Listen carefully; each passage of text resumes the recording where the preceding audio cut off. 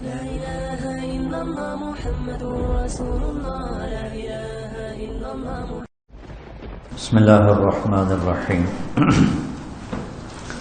والصلاة والسلام على رسوله الكريم وعلى آله وصحبه أجمعين أما بعد. جو کل ہم بات کر رہے تھے ہن لباس لکم انتم لباس لہن، اس پر بات چل رہی تھی. اعوذ باللہ من الشیطان الرجیم، بسم اللہ الرحمن الرحیم.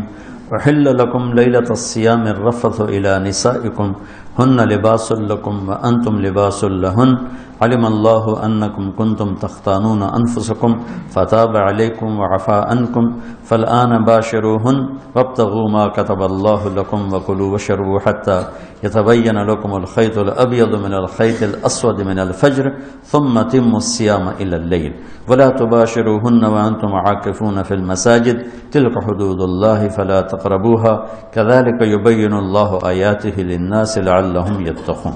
یہ ساری ایک آیت ہے، اس میں سے ایک لفظ میں لے کے بات کر رہا ہوں. کل بات کی تھی، آج پھر اسی کو آگے چلانا ہے کہ اللہ تعالیٰ نے جتنے انسانی رشتے بنائے ہیں، ماں باپ، بہن بھائی، چاچے تائے، دادا دادی، نانا نانی، ساس سسر، خالہ بھانجا، بھتیجا، پھوپھی پھوپھا، یہ جتنے اللہ نے رشتے بنائے ہیں، ان میں سب سے اہم رشتہ خامد اور بیوی ہے.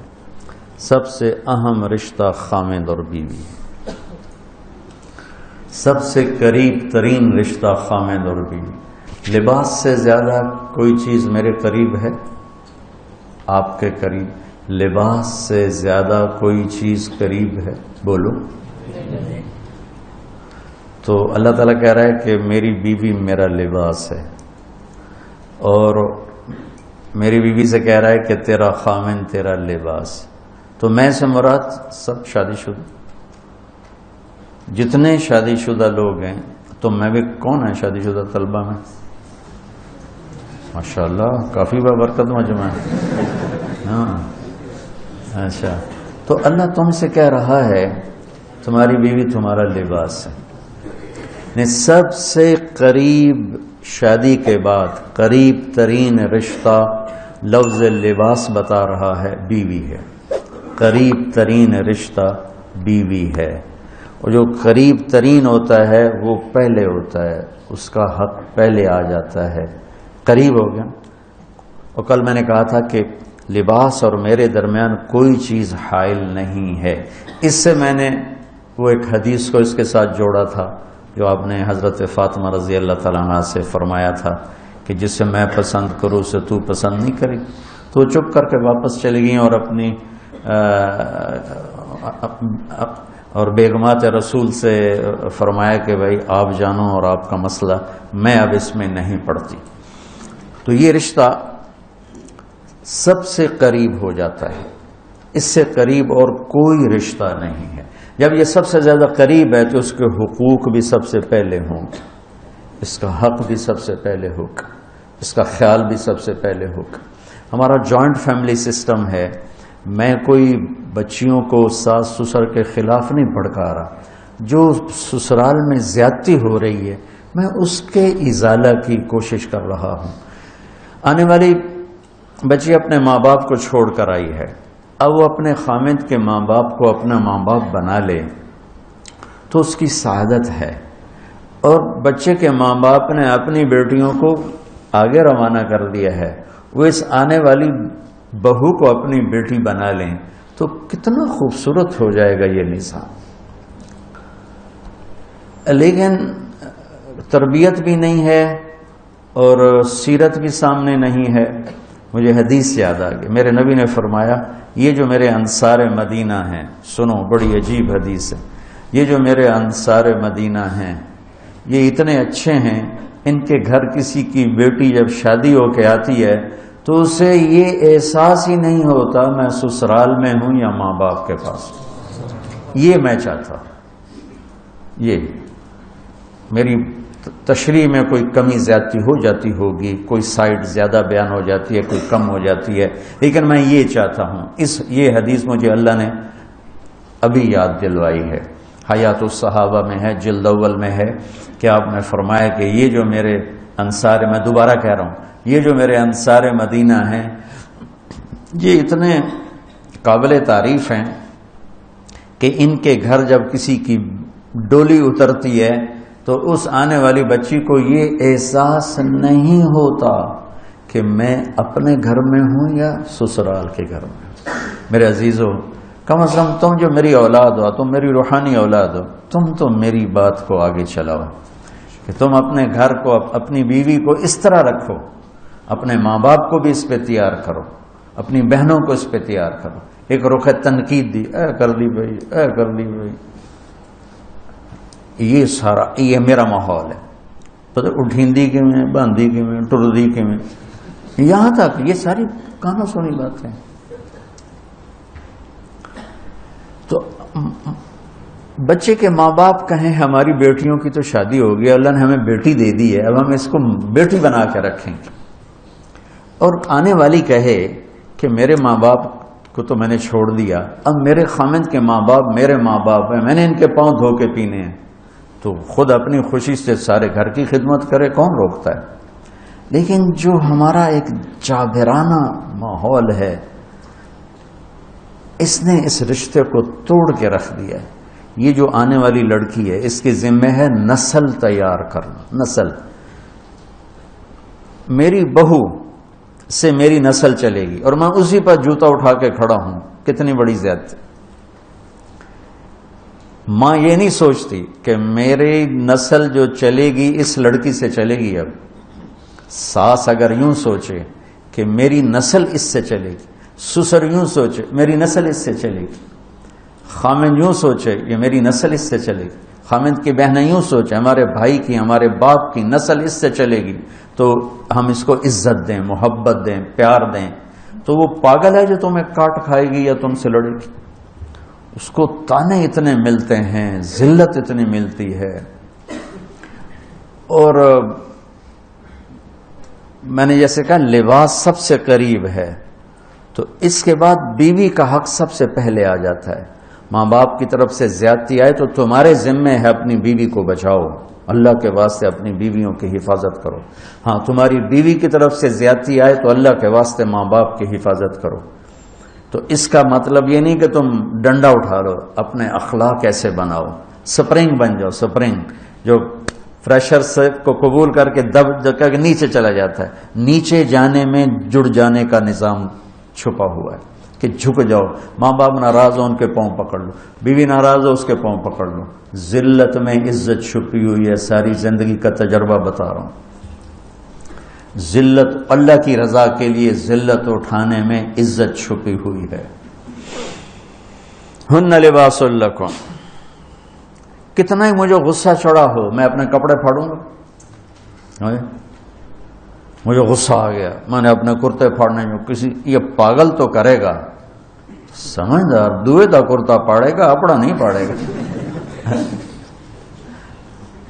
اب مجھے بیوی پہ غصہ چڑھ گیا تو میرا لباس ہے، اس کو تار تار کر دوں، گالیاں دوں، تھپڑ ماروں، تو ایسے جیسے میں اپنے کرتے کو پھاڑ رہا اور اپنے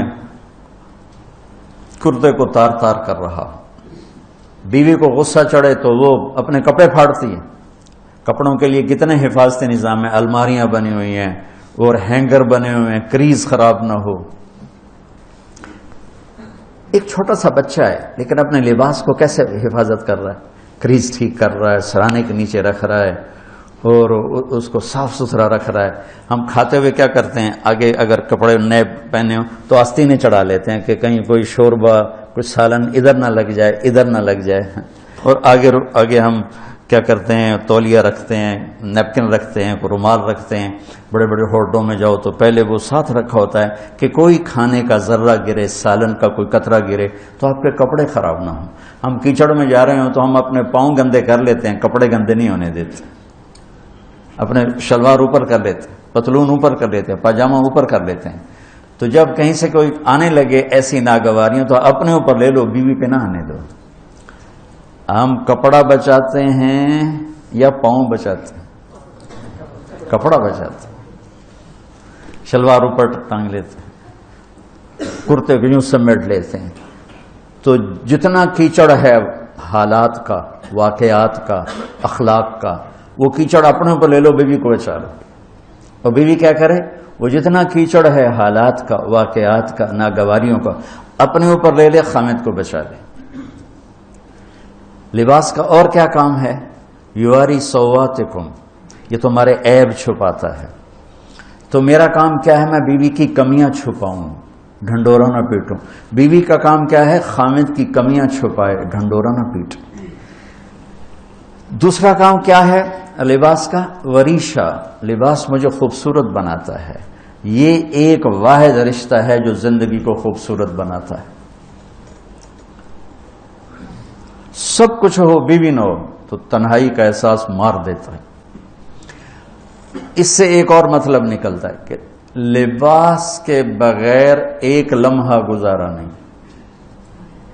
سارا دن پانی نہیں پیتے ہیں نا، اب میں بیان میں پانی پی رہا ہوں، لیکن 16 گھنٹے تو گزارے ہیں نا، پانی نہیں پیا، کھانا نہیں کھایا. 16 سیکنڈ لباس کے بغیر گزار سکتے ہیں؟ بولو.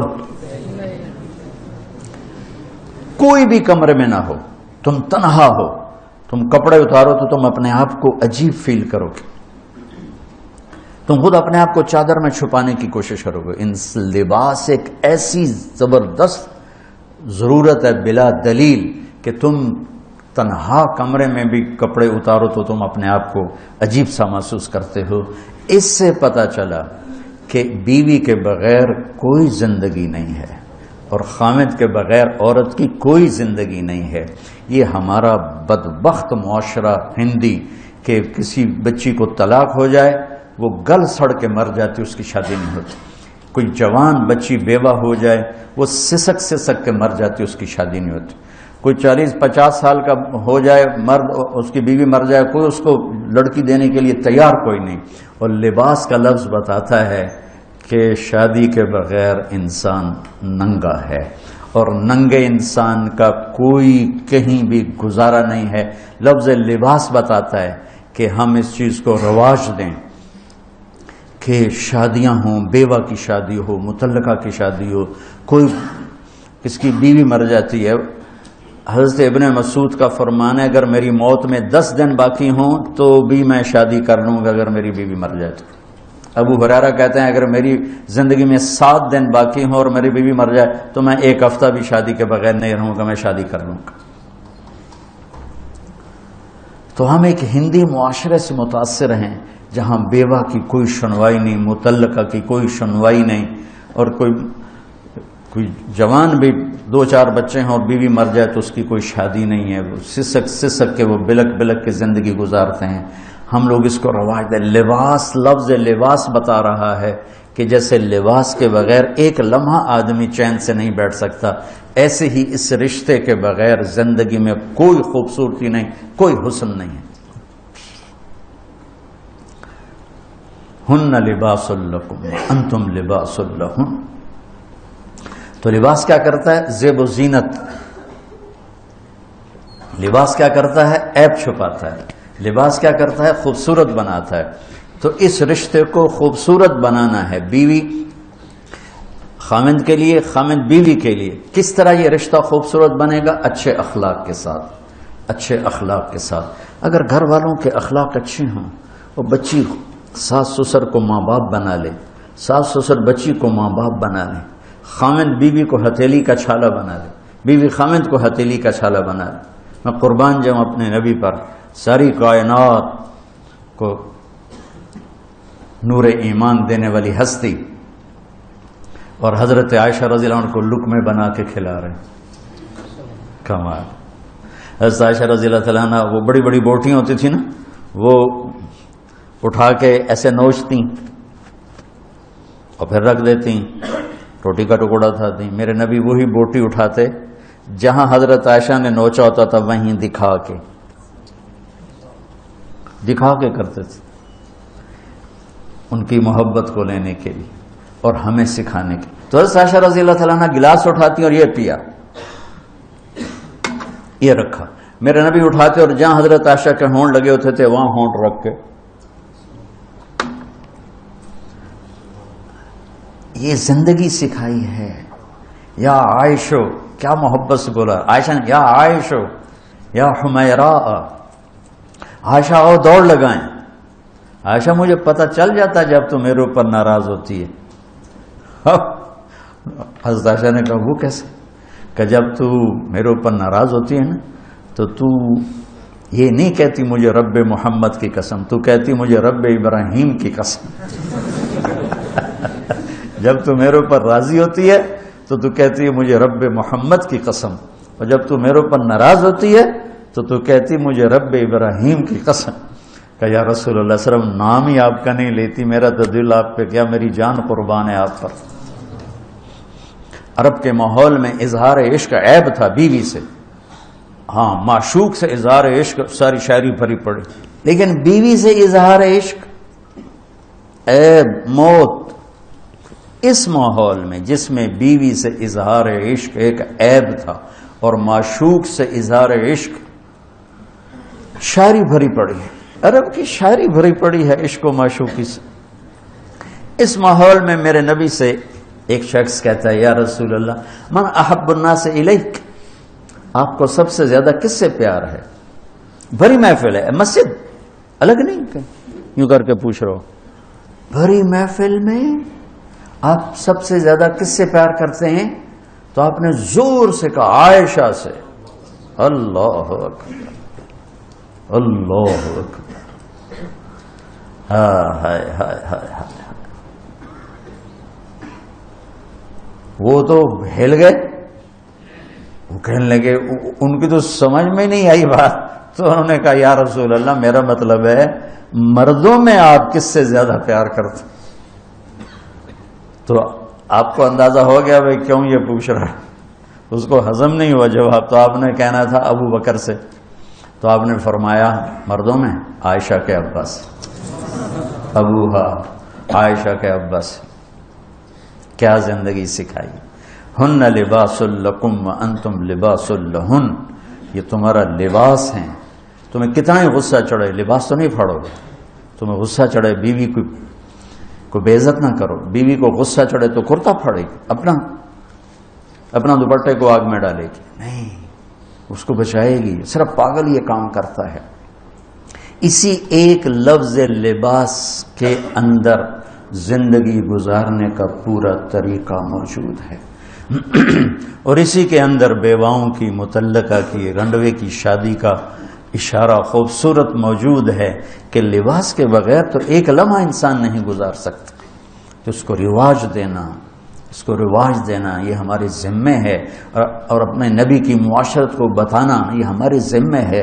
ہم تو ان مسائل میں پڑ گئے جن کا نہ جنت سے تعلق ہے نہ جہنم سے تعلق ہے. الٹا وہ مسائل جس میں زیادہ اختلاف ہے اس میں زیادہ بولنا، زیادہ تقریریں کرنا، اس چیز نے ہمیں اپنی منزل سے بہت دور کر دیا. ہم کھو گئے ہیں، کہیں اور چلے گئے ہیں. تو اس عرب کے ماحول میں میرے نبی نے لباس بنا کے دکھایا. صفیہ رضی اللہ تعالیٰ عنہ چھوٹے قد کے تھے، اونٹ پہ سواری کے لیے وہ خود نہیں کر سکتی تھی. آپ نے اپنا گھٹنا آگے کر دیا. حضرت صفیہ نے آپ کے گھٹنے پر پاؤں رکھا اور اس کو زینہ بنا کے آپ نے ان کو اوپر چڑھایا. زینہ بنا کے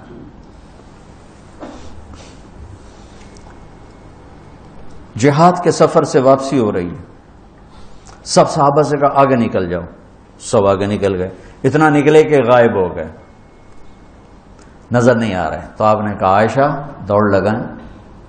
اللہ، عائشہ دوڑ لگائیں. ہم نے کہا لگائیں. تو حضرت عائشہ فرماتی ہے میں نے دوڑ لگائی، میں آگے نکل گئی، آپ پیچھے رہ گئے. کچھ سال گزر گئے، جہاد کے سفر سے واپسی ہو رہی. آپ نے کہا عائشہ دوڑ لگائیں. میں نے کہا جی لگائیں. چلو بھائی آگے چلے جاؤ. سب آگے چلے گئے، غائب ہو گئے. تو کہنے لگے میں نے دوڑ لگائی، میں موٹی ہو گئی تھی، میں پیچھے رہ گئی، آپ آگے نکل گئے. تو آپ نے کہا حاضی بتلک، اب ہمارا تیرا حساب برابر ہوگی. آپ بچوں زندگی تو پڑھو کہ تمہارے نبی نے کیا خوبصورت زندگی گزاری ہے. ایک صحابی کہتے ہیں دائم الفکر متواصل الاحزان، کیسے تھے ہمارے نبی؟ تو وہ جواب دیتے ہیں بڑے غمگین، بڑے فکر مند. ٹھیک ہو. یہی سوال ایک شخص حضرت عائشہ سے کرتا ہے کیسے تھے ہمارے نبی؟ کہتی ہیں کان ضحاکن بسامن، بڑے ہنسنے والے، بڑے مسکرانے والے۔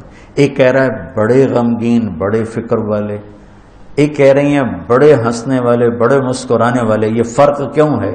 ایک نے دیکھا ہے مسجد کے ماحول میں، وہاں نبوت کی ذمہ داری مقدم ہے اور اس کا احساس آپ پر وزن ڈال رہا ہے۔ اما عائشہ نے دیکھا مسکراتا ہنستا، کہاں؟ گھر میں آپ مسکرانے والے ہیں، آپ ہنسنے والے ہیں، اور نبوت کی ذمہ داری ہے، درد بھی ہے، لیکن اس کو اندر چھپا لیا ہے۔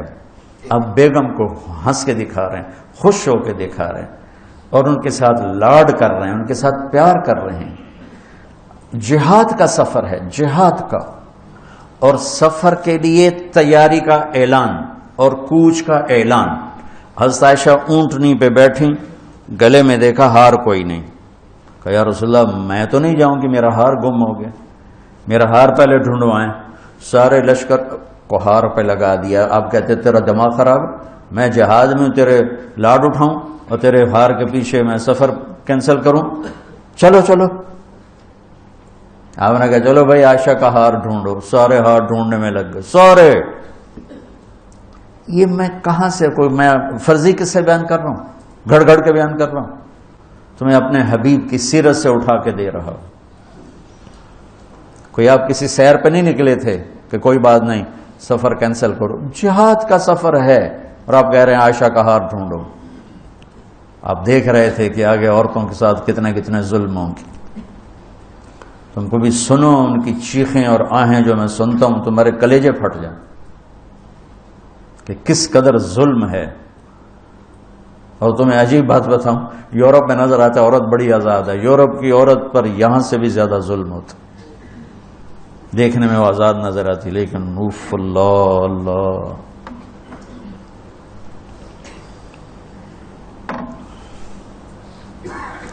شام ہو گئی تو قافلہ رک گیا، اب تو بھائی شام ہو گئی، ہار نہیں ملا۔ مغرب عشاء کے لیے تو پانی موجود تھا، اب عشاء پڑھنے کے بعد پانی ختم، چونکہ خیال تھا بھائی اگلی منزل پانی ہے تو وہاں جا کے نماز پڑھیں گے، تو اب پانی کوئی نہیں ہے، اور سب نے ابو بکر صدیق رضی اللہ تعالیٰ عنہ کو تانے دینے شروع کیے، تیری بیٹی کی وجہ سے اب فجر کی نماز کا کیا بنے گا، اب تو پانی کوئی نہیں، وضو کیسے کریں گے، تیمم کی آیت ابھی آئی نہیں ہے۔ تو حضرت ابو بکر صدیق کو غصہ چڑھا، وہ گئے اللہ کے نبی کے خیمے میں، وہ تو باب تھے، تو آگے اللہ کے نبی حضرت عائشہ کی گود میں سر رکھے سو رہے تھے، حضرت عائشہ یوں بیٹھی ہوئی تھی۔ تو اب کیا کریں، وہ سوئے ہوئے ہیں تو بول تو سکتے ہی نہیں، تب وہ چہرے سے ان کو ڈانٹ رہے ہیں،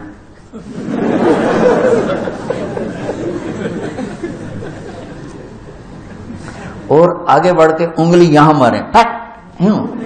وہ کہتی میں ایسے ہو گئی تاکہ انگلی کے درد سے میں یوں نہ ہوں کہیں اللہ کے نبی جاگ نہ پڑے، تو ٹک ٹک ٹک ٹک، تیری وجہ سے آج سارے صحابہ تکلیف میں اور پانی کوئی نہیں ہے، گویا چہرے سے سارا کچھ کہہ رہے ہیں، یوں کر رہے ہیں، چہرے سے سارا کچھ بتا رہے ہیں، اور غصے میں باہر آ گئے۔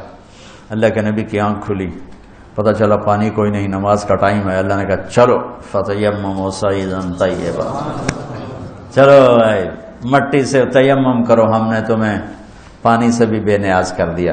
تو پھر سعد بن عبادہ کہنے لگے ابو بکر تیرے گھرانے کی یہ پہلی برکت تھوڑا ہی ہے، اور بھی بڑی برکتیں پہلے ملی ہیں۔